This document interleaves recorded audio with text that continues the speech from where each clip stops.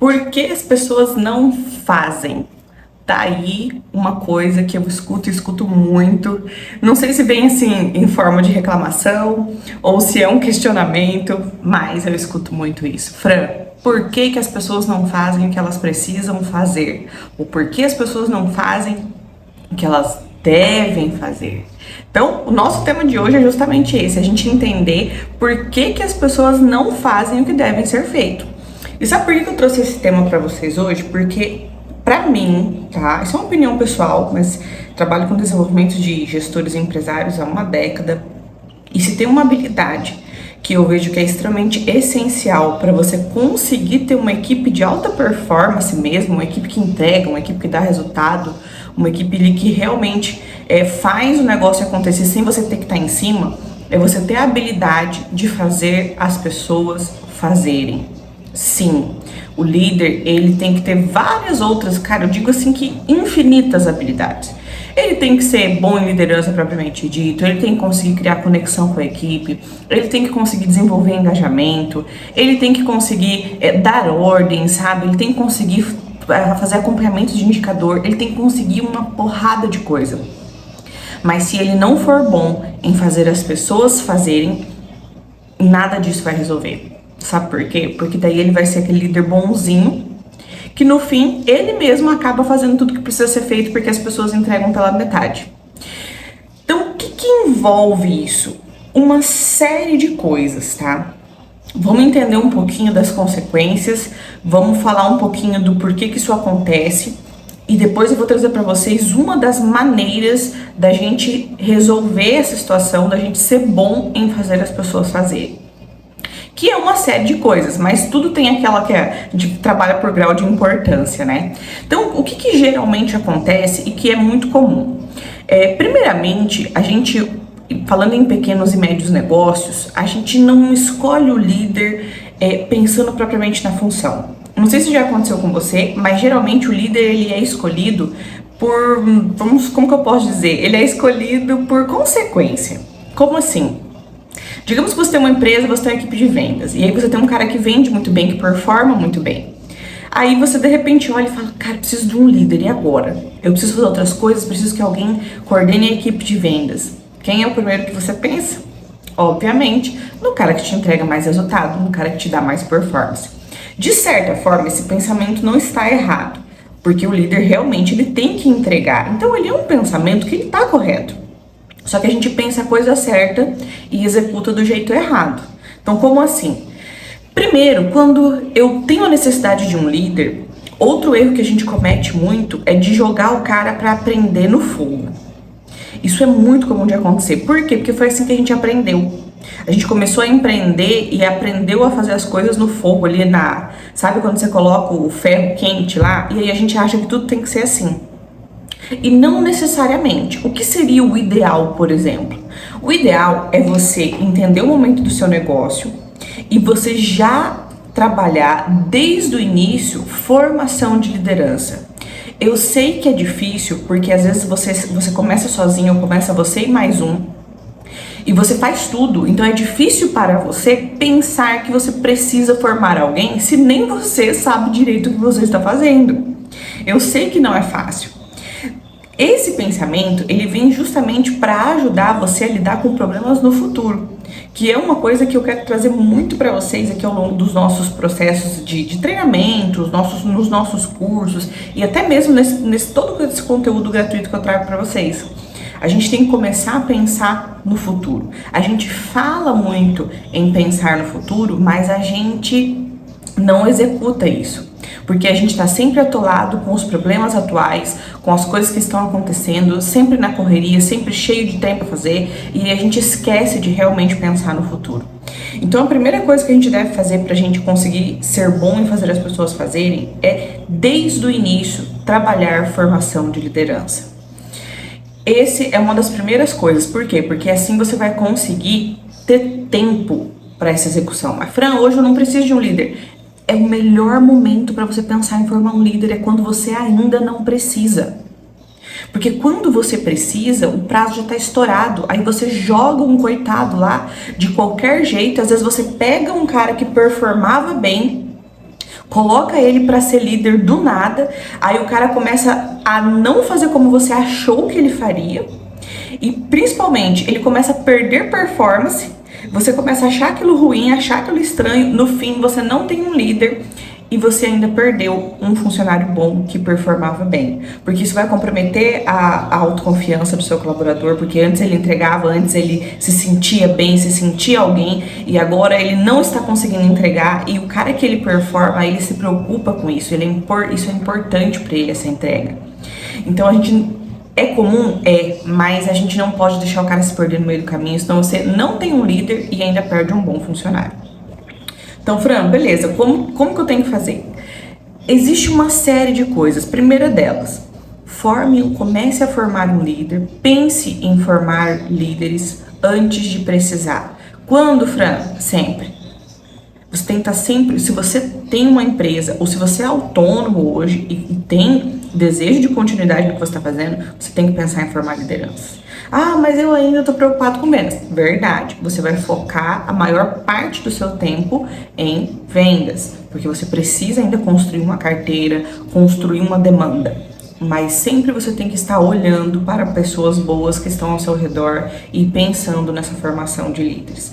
Sentar quando você for fazer seu planejamento e colocar lá naquelas últimas áreas onde a gente coloca lá metas futuras, onde a gente coloca alguns adendos, algumas observações, 1, 2 ações que você deve fazer para essa formação de liderança. Feito isso, você já vai começar a se preparar. E você começando a se preparar, você vai ter poder de escolha e você não vai jogar um cara para ser líder do nada. Então isso já vai te evitar uma porrada de erros, uma porrada de bateção de cabeça ali que você pode evitar. Depois que você começa a pensar, vamos imaginar o seguinte: beleza, Fran, mas agora eu já passei desse estágio, eu já preciso de um líder. Então, como que você se torna bom em fazer as pessoas fazerem? Você precisa conseguir uma série de coisas, mas uma delas você precisa conseguir inspirar pessoas. Isso. Como assim? O líder, ele precisa saber vender a ideia do negócio, sabe? O líder, ele é o cara que ele precisa conseguir vender a importância do sonho. E para você vender a importância do sonho, você precisa conhecer os sonhos da sua equipe. Eu falo muito para vocês, e a base do curso é justamente essa: é você saber criar conexão, é você saber gerar engajamento com sua equipe. Isso envolve você conhecer os sonhos, os desejos, as vontades, os problemas. Porque quando você tem esse tipo de conhecimento, que apesar de se falar muito, poucos líderes fazem, porque a gente se perde na correria, no monte de coisa para fazer, e a gente esquece de fazer isso que é tão importante. Então isso não é comum. A gente escuta falar muito, mas são poucas pessoas que realmente executam. E o líder que ele consegue criar esse nível de conexão com a equipe, ele consegue vender a ideia do negócio, porque essa ideia do negócio você consegue conectar com a vontade do seu colaborador, com os desejos pessoais dele. Então você precisa entender e conhecer os desejos pessoais, os sonhos pessoais, as dificuldades que ele passa. Por que as dificuldades? Porque os nossos desejos, eles estão muito vinculados às necessidades que nós passamos. Então, por exemplo, se o cara tem uma dificuldade, se ele mora num lugar ruim, ele tem um problema, ele vai querer, qual que é um dos sonhos dele? Cara, comprar uma casa legal. Se ele não tem hoje, por exemplo, uma condição financeira onde ele possa ir no mercado e comprar o que ele quiser, comer o que ele quiser, por incrível que pareça, isso existe ainda muito. Qual que é o sonho do cara? O cara quer poder chegar no mercado e não fazer conta. Então eu preciso conhecer os problemas que as pessoas que estão comigo enfrentam, para que eu consiga conectar o desejo delas com o desejo do negócio, com o propósito do negócio, para que elas encontrem sentido em trabalhar ali, para que elas encontrem sentido em fazer o melhor que elas podem. Porque assim, é legal ver um negócio crescendo? Mas é muito mais legal ver você fazendo parte daquele crescimento, e o crescimento daquela empresa impacta na sua vida. Então a gente precisa saber inspirar pessoas. Como é que inspira pessoas? Criando conexão, sabendo conectar sonhos e desejos pessoais ao propósito do seu negócio e ao seu propósito. Essa é a primeira parte. Depois, quando você consegue fazer isso, que é a base, que é o principal, e é uma construção, tá? Não é uma coisa que você faz assim, vou fazer isso durante uma semana. Não, isso é uma coisa que tem que fazer parte da cultura do seu negócio. Que inclusive é uma coisa que eu quero bater forte aqui com vocês, essa questão de criar uma cultura. Então, como assim criar uma cultura? Porque tudo que você cria em cultura forte dentro da sua empresa te evita uma série de problemas, porque você consegue eliminar muita coisa e a cultura, ela absorve e ela elimina por você. Então, quando você tem essa cultura forte desse engajamento, você consegue já trazer para dentro do seu negócio pessoas que condizem com o seu propósito. E as que não condizem, a própria cultura, o próprio ambiente expurga. É bem interessante. E aí, você precisa saber fazer uma coisa que, cara, que é fundamental para um líder que é bom em fazer as pessoas fazerem. Tu precisa aprender a delegar. E às vezes você pensa assim, beleza, Fran, putz, delegar é difícil, meu Deus, eu vou precisar de todo um processo. Calma, respira. Lembre-se que uma coisa que eu gosto de fazer aqui para vocês é trazer as coisas simples. Então, existe processo de delegação, existe formas maravilhosas de delegar? Existem.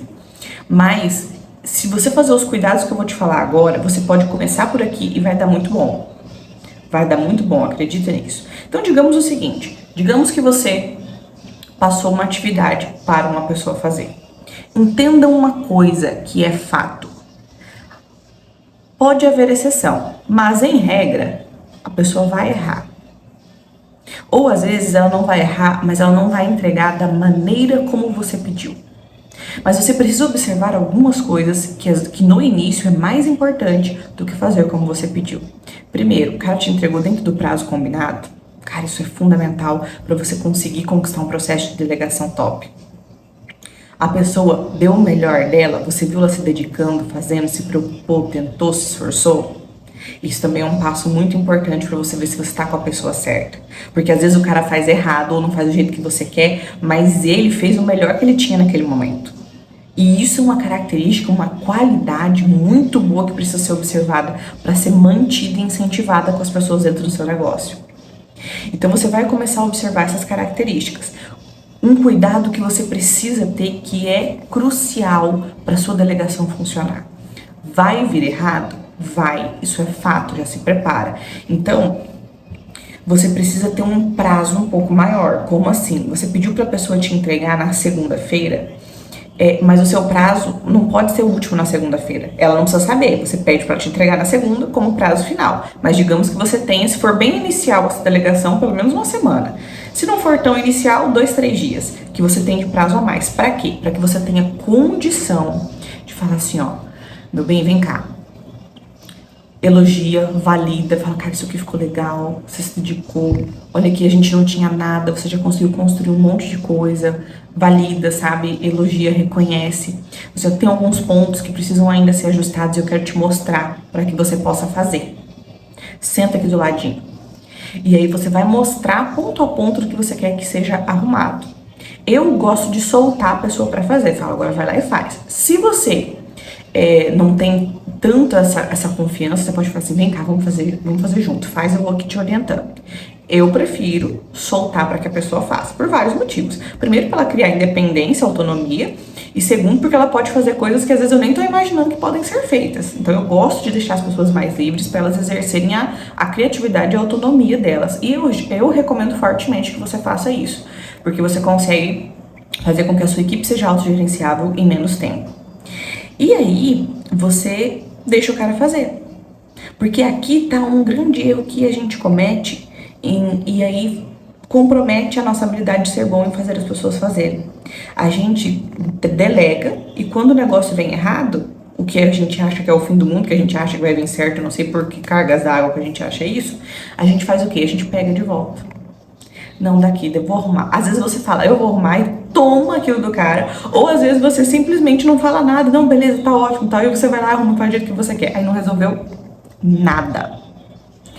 Ou seja, para você ser bom em fazer as pessoas fazerem, você precisa permitir que elas errem e que elas consertem os seus erros. Consertar o erro, se bobear, é mais importante do que fazer a primeira instância. Gente, a gente aprende errando. Permita que as pessoas errem, dê espaço para as pessoas errarem. Outra coisa que vocês precisam levar em consideração é que, assim, ó, o resultado de uma pessoa que recebeu uma delegação nova não vai ser o mesmo de quem fazia anteriormente. Então, você precisa aceitar que você vai perder um pouco de resultado ali para a formação de uma nova pessoa. Então, vamos parar de viajar na maionese com esse negócio de, o fulano fazia 100, o ciclano tá fazendo, tá me entregando 50, tá me entregando 30. Meu bem, é assim. Então você precisa construir isso. Por isso que é tão importante, por exemplo, a gente ter empresas bem estruturadas, financeiramente falando, porque para formar gente custa dinheiro. E aí vem aquele outro ponto que eu falei para vocês no início, que é você estar sempre pensando em formação de liderança. Por quê? Porque aquilo vai te custar menos. Agora, formar um líder na raça a ferro e fogo vai dar certo? Dá, mas vai te custar mais. Então, se você tem grana para torrar, ok, vamos a ferro e fogo. Se você não tem grana para torrar, começa a pensar no futuro agora.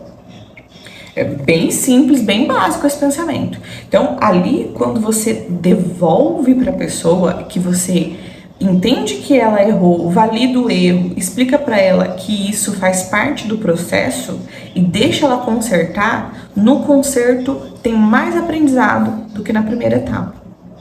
E às vezes no conserto é que ela vai conseguir exercer realmente a criatividade, vai começar a pensar em coisas diferentes.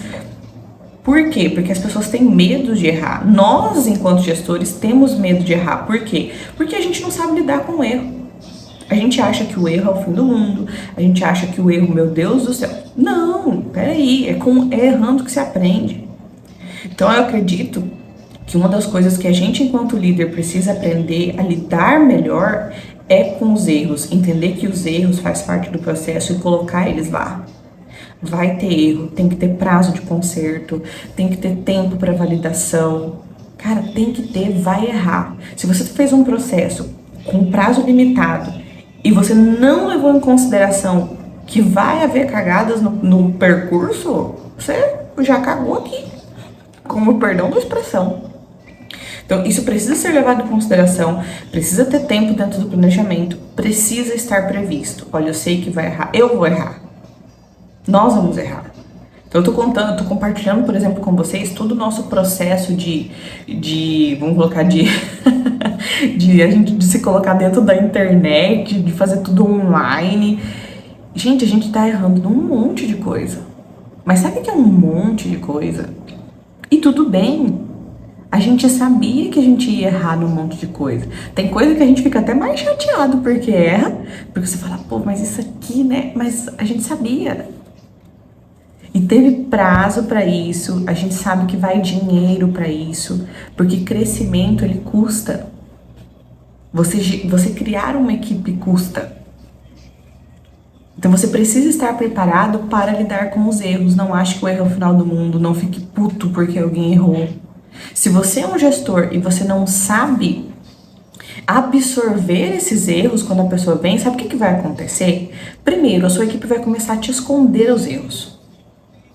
Aí sabe qual é a consequência disso? O cara te esconde um erro, ele só vai te contar quando for inevitável.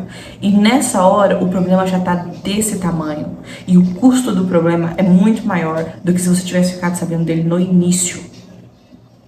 Isso acontece por quê? Porque você não sabe lidar com erros, então as pessoas têm medo de te falar que errou. E eles ficam tentando consertar para que você não veja o erro, e é a mesma coisa de limpar cocô com plástico. Eu imagino o que você pensou nesse momento, é verdade. Vira uma meleca, pior ainda. E aí depois quem que tem que vir limpar? Você que vai limpar. E sabe por quê? Porque você não sabe fazer as pessoas limparem as próprias caquinhas que elas fazem. Aí você acaba limpando as cacas maiores. E não é bem assim. E, Fran, mas e aí agora então? Já errei nisso, já limpou com plástico, e agora? Permita que a pessoa limpe. Permita que as pessoas errem e que elas limpem. Porque é limpando que elas vão aprender a não errar mais. Pelo menos não na mesma coisa. Então você precisa permitir com que as pessoas, que elas corrijam seus erros e que elas refaçam. Se você aprender a lidar com isso, você vai ser muito bom em fazer as pessoas fazerem. Então, olha só, o segredo para você ser bom em fazer as pessoas fazerem é você saber lidar bem com os erros dos outros. E, obviamente, com os seus também, né? Porque se tu não souber lidar com os seus erros, tu não vai saber lidar com os erros das outras pessoas. Então, esse é o grande aprendizado de hoje. Seja bom em lidar com erros. Trabalhe o seu emocional, porque o nosso emocional, ele nos trai a todo momento. Então, assim, ó, o líder não pode ficar chatinho, o líder não pode ficar putinho, o líder não pode ficar bravinho. Tu perdeu esse direito. Você precisa ser exigente, você precisa ser pontual, você precisa mostrar o que é certo e o que é errado, mas não, porque às vezes você pode achar que eu tô falando que tu não pode ficar putinho ou bravinho, tu vai falar assim, ai Fran, então quer dizer que eu tenho que passar a mão na cabeça de todo mundo? Não, de maneira nenhuma. Você precisa ser exigente e deve ser exigente. O seu nível de tolerância com as coisas, ele deve ser muito sensível, mas isso não significa, e você não deve ficar putinho ou bravinho. Por quê? Porque quando tá putinho ou bravinho, o seu emocional está comprometido. Se o seu emocional está comprometido, você não tem condição emocional de conversar com o seu colaborador. Porque você vai ofender, você vai humilhar, ao invés de consertar. Então, o seu nível de exigência tem que ser super alto. O seu nível de intolerância tem que ser sensível. Mas você precisa ser extremamente polido para corrigir as coisas. O polimento vai te ajudar a ter uma equipe que tem confiança em te contar, que tem confiança em compartilhar e que tem confiança em pedir ajuda.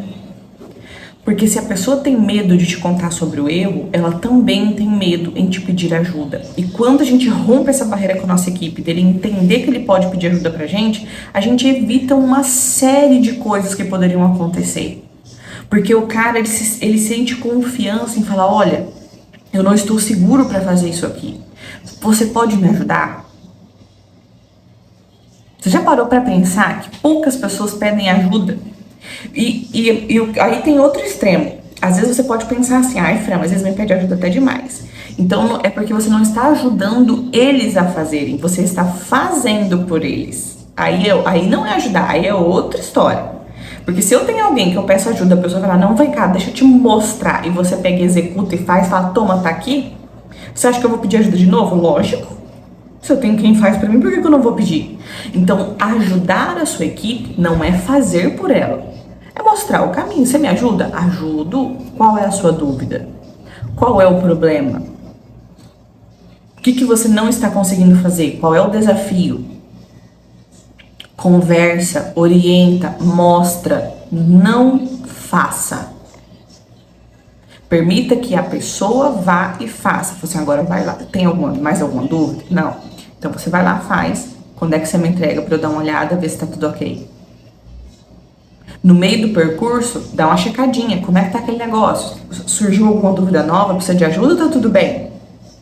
Esse é o seu papel enquanto líder para fazer com que as pessoas façam.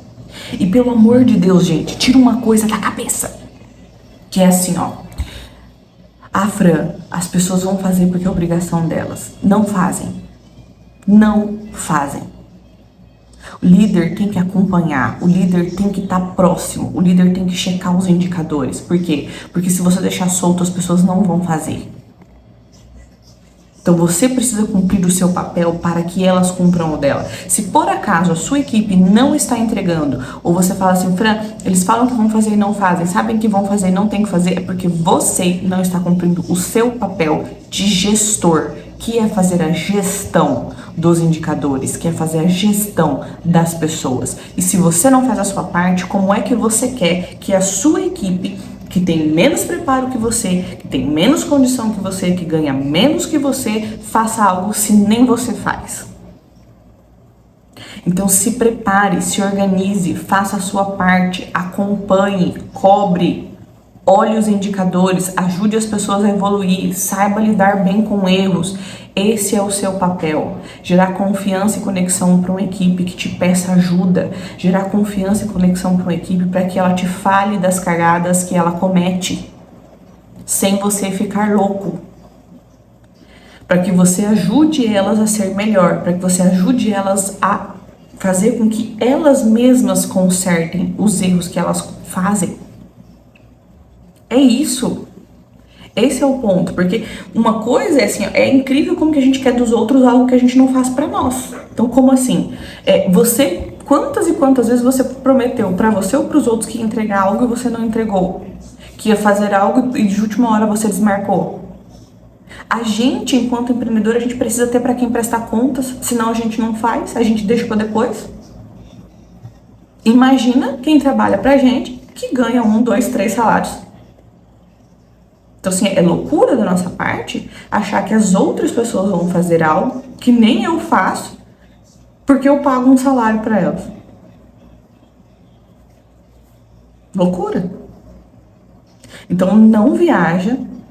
Não, primeiro, acho que uma das primeiras coisas, né, é voltando ali para você ser bom em fazer as pessoas fazerem, é você não achar que elas vão fazer por obrigação. As pessoas não, infelizmente, ou felizmente, eu já nem sei mais, as pessoas não fazem nada por obrigação, elas não fazem as coisas porque elas têm que fazer, porque elas recebem um salário para isso. As pessoas fazem as coisas pelos motivos delas. Todo mundo, inclusive você, faz alguma coisa porque você terá um benefício com aquilo. E muitas vezes, mesmo tendo um benefício, se tiver brecha, a gente deixa para fazer depois.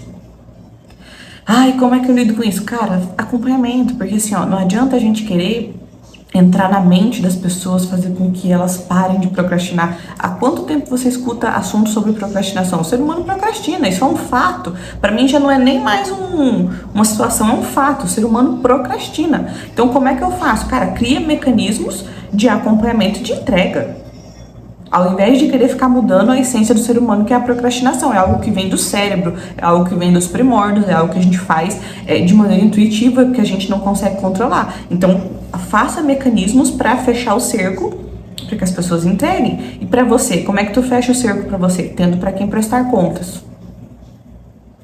Ou, na pior das hipóteses, tu tem que ter conta para pagar, né? Você já parou para pensar que tem pessoas que ela não consegue juntar grana e aí o que ela faz? Ela faz conta para que ela consiga juntar grana? É uma forma de tornar as coisas inevitáveis e a gente tem que começar a fazer isso com a nossa equipe. Eu vou fechando o cerco. Ao invés de querer que o cara deixe de ser um procrastinador, que é uma coisa viajada, que é uma coisa que não é palpável, eu fecho o cerco e ajudo o cara a entregar. Esse é o meu papel. Então eu não fico esperando uma mudança de personalidade. Lembra de uma coisa, você não muda ninguém. O ambiente muda, a cultura muda ou expurga, então se o cara muda ou ele sai. Mas você não muda ninguém, você inspira pessoas. E você cria indicadores e mecanismos para fazer com que as pessoas entreguem. Então, se você, gestor, quer ser bom em fazer com que as pessoas façam, cara, aprenda a lidar com erros, aprenda a fechar o cerco e não fique querendo mudar os outros. Lembre-se, você inspira as pessoas, você ajuda quem quer, você tira quem não quer. Porque aí tem outra coisa que muitos gestores postergam, que é, eu preciso demitir alguém, eu sei disso, eu tô vendo isso, eu tô sentindo isso, os indicadores estão mostrando isso, e eu fico enrolando para mandar um cara embora. Essa é mais uma coisa que a gente enrola, que a gente procrastina que não deveria. Ah, a gente dá um monte de desculpa, ai, não tem dinheiro. É melhor tirar de onde não tem, paga uma conta depois, manda o cara embora, que você vai ter muito mais resultado tirando o que não deve estar ali, do que deixar o cara ali porque você acha que não tem, por exemplo, dinheiro para fazer uma rescisão. Então, gestor, aprenda a lidar com erros. Gestor, aprenda a fechar o cerco. Porque se você conseguir conectar a sua equipe, gerar essa conexão, para eles terem confiança de te passar todas as informações e você ir fechando o cerco, você vai ter uma equipe de alta performance. É possível.